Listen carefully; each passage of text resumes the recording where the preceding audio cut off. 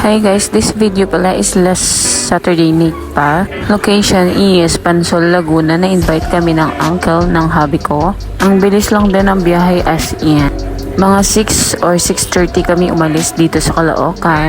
The travel hour is 1.5 hour lang siguro. Nakarating kami ng 8 or 8:30 basta mga around ganon. Napapabilis talaga ang travel kapag may skyway. Dito nga pagkadating namin wala pang 1 hour or 30 minutes etong dalawang bata na to nag-swimming na. At since wala pa kaming dinner niya, ayan sila Kuya Abel nagpe-prepare na rin sila. At yung iba gumayak na rin mag-swimming kahit gabi na. At kami ni Habi gusto namin kumanta. Sabi ko nga start na namin kasi ilang oras na lang papastop na yan. At eto nga ang mga busy namin kasama. Kanya-kanya sila ng mga ginagawa. At dahil okay na naka-ready na rin ng mga food, ready to eat na po kaming lahat. At ayan nga may nag-start ng kumanta sa video okay. At sumali na rin sa pagkanta si Habi.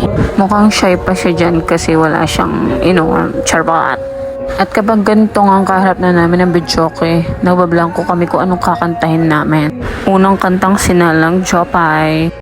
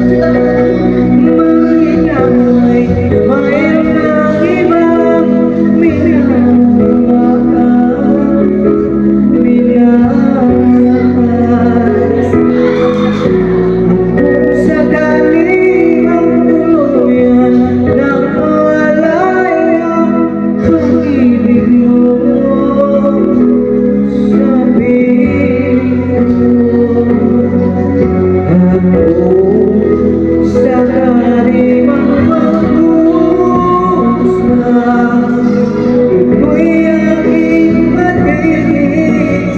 Maghirap man o mag-inabis, baka sa tawing mahal mo pa ako.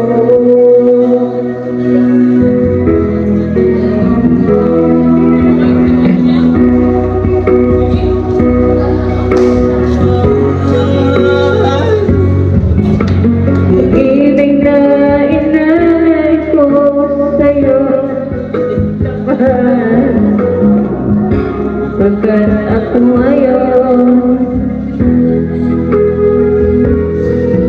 sa'yo biniw. At kung sakaling man ikaw ay mayroon ng ibang nang mawalay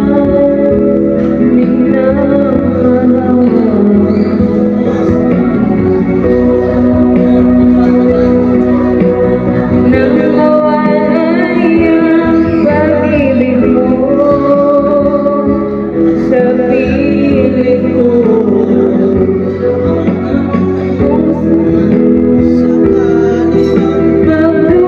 Magdusa, ito'y aking matitiis. Maghirap man o At sa part pala na to guys, sinabihan ako ng pinsan ni Habi. Na-cut off na daw ang pagbibidyo okay. O diba bumibirit pa lang ako. Kasi pala 10 o'clock na. At tinaya na nga pala kami ni Ethan mag-swimming dyan. At dahil stop na nga ang video okay, nag-basketball na lang si Habi at si Christian. Ayan, nagpapapawi sila kahit gabing-gabi na. At grabe yung pawis dyan ni Habi, pwede mo nang pigain sa sobrang dami. At yung mga bata, nung oras na alas 10 niya, ayan, sarap na sarap pa rin mag-swimming. Kung di mo pa awatin, di talaga sila aalis sa tubig. Akala ata ng mga to araw eh. Hindi man lang nakakaramdam ng lamig na tubig. Itong si Ethan, sabi ko mag-slide siya. Try naman yan ng isang beses kanina.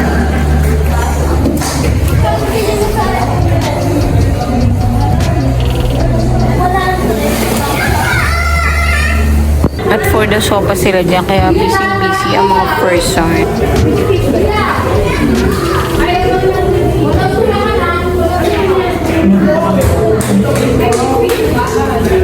May billiard din pala dito guys, kaya marami talaga silang pagkakaliwan. Tapos sa basketball, magre-rent ka na lang ng ball kung wala kang bola. Tumakyat na nga pala kami sa kwarto para patulogin ko si Aika. At Diyos ko, tong batang to, hindi ko alam kung saan kumuha ng energy. Napaka-hyper pa. Ayan nga't kung ano pinaggagawa sa mata ko. At pinaahon na nga din namin si Ethan. So ayan, bagsak agad ang lola nyo. At si Aika, as usual, gising pa din. Nakatulog na yung kuya niya. Pero siya, eto pa rin, napaka-hyper. Ewan ko ba sa batang to? Nakasanayan na ata niyang matulog ng alas 12 or 1 o'clock talaga naman. At nakatulog na rin si Aika. So nagpalit na ako ng pantulog ko kasi sobrang lamig ng aircon guys. Promises. To CR tour lang naman nila yun. Pinakita ko lang naman. Sa taas pala yung dalawang room nila. So, bali, ayan. Ayan yung terrace nila. At matatanaw mo dyan ang swimming pool sa baba. Yun lang. Thank you for watching.